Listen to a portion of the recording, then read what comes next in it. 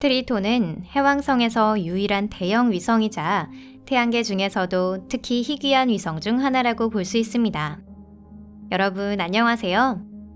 이 위성에 대해 지금까지의 조사 과정을 통해 어떤 것을 알아냈을까요? 한 탐사기가 촬영에 성공했습니다. 그 사진으로 인해 트리톤의 이미지는 과연 어떻게 바뀌었을까요? 이곳은 토픽입니다. 지금부터 여러분들께 모두 보여드리도록 할게요. 그럼 시작하겠습니다.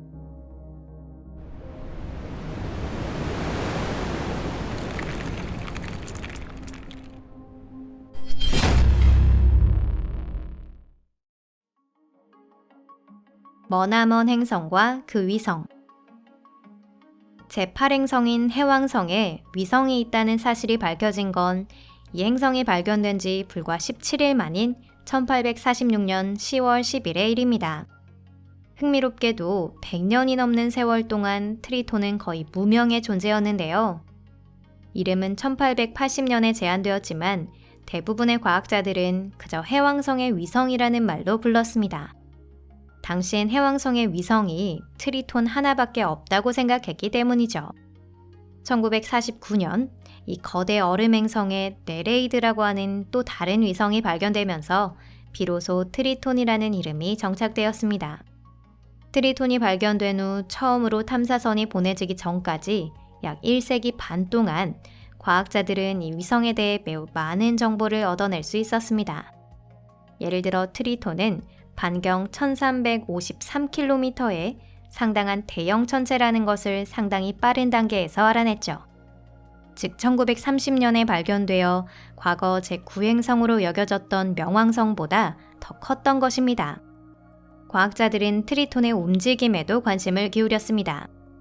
사실 트리톤은 해왕성 주위를 해왕성의 공전 자전과는 반대 방향으로 공전하고 있습니다. 이러한 위성은 역행 위성이라고 불리고요. 상당히 많이 존재하는 것으로 알려져 있습니다.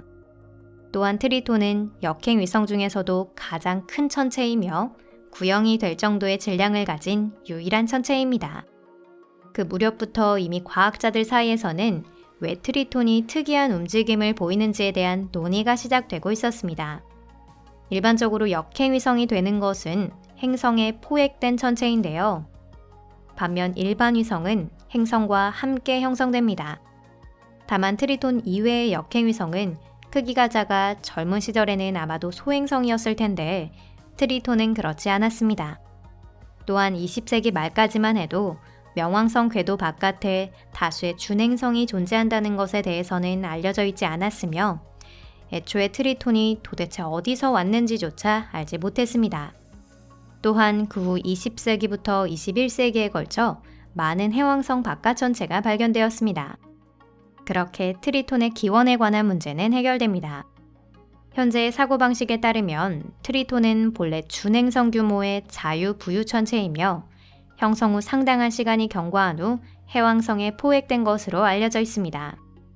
또한 트리톤은 해왕성의 궤도상에 있을 때 다른 위성 대부분을 쫓아냈습니다. 해왕성의 궤도상에 작은 돌이 많이 있는데도 대형 위성을 볼 수 없는 것은 바로 이 때문입니다. 또 과학자들은 먼 곳의 천체의 온도를 측정하는 다양한 방법을 통해 트리톤의 표면 온도가 매우 낮다는 것을 바로 알아냈습니다. 이곳의 평균 온도는 영하 235도인데요. 트리톤이 태양열을 거의 받지 않는 것을 감안하면 당연한 일입니다. 얼어붙은 세상. 처음으로 트리톤에 도달해 지구로 사진을 전송한 탐사기는 그 유명한 보이저 2호입니다. 이건 1989년의 일이었는데요. 태양계 끝을 목표로 하는 보이저 2호가 태양계 내에서 마지막으로 통과한 대형 천체가 이 트리톤이었다는 흥미로운 사실도 있습니다. 보이저가 촬영한 사진 덕분에 트리톤에는 얇지만 대기가 존재한다는 사실을 알게 되었습니다. 트리톤의 기압은 지구의 2만 분의 1 정도이고요. 대기는 주로 위성 표면에서 기화하는 질소로 구성되어 있습니다. 일찍이 트리톤에는 타이탄에 필적하는 농밀한 대기가 존재한다고 추측하는 과학자도 있었지만 현재엔 그러한 대기가 존재했던 건 지금으로부터 수십억 년 전의 일이고 머지않아 없어져 버렸다는 설도 있습니다. 하지만 그 이상으로 흥미로운 건 바로 트리톤이 화산 활동을 하고 있다는 것입니다. 사실 화산 활동을 볼 수 있는 천체는 태양계 내에 그다지 많지 않은데요. 예를 들어 트리톤의 화산은 지구의 화산과 달리 액체 메탄과 암모니아, 물의 얼음이 섞인 얼음 마그마를 분출하고 있습니다. 얼음 마그마는 매우 저온으로 일설에 의하면 영하 250도에 이른다고 알려져 있습니다. 분화의 모습을 상상해보면 분명 화려한 광경일 겁니다. 트리톤에는 얼음 마그마 외에도 간헐천이 있어서 정기적으로 질소 분출이 일어나고 있습니다. 또한 간헐천의 활동과 더불어 트리톤의 광활한 영역을 덮고 있는 질소 얼음이 정기적으로 녹음으로써 얇은 대기가 만들어지고 있을 것이라 보여집니다. 끊임없이 이어지는 화산 폭발로 트리톤에는 특유의 지형이 생겨났습니다. 보이저 2호가 촬영한 사진에는 길이 150km에 걸친 거대한 검은 띠가 선명하게 찍혀 있는데요. 모든 띠가 전부 동쪽에서 서쪽을 향해 뻗어 있는 것을 알 수 있습니다.